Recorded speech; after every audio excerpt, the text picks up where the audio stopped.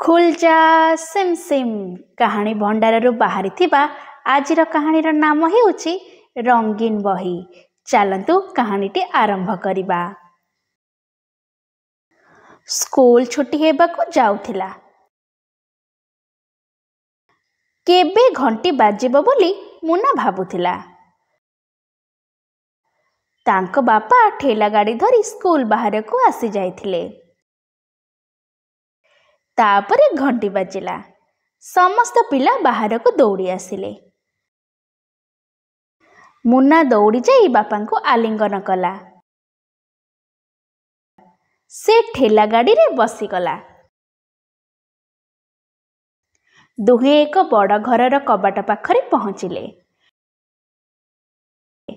घर द्वार रे अनेक चित्र थिबा बही, प्लास्टिक सामग्री और खेलनार दुकान लागिथिला। बही देखि मुन्ना आखि चमकी उठिला।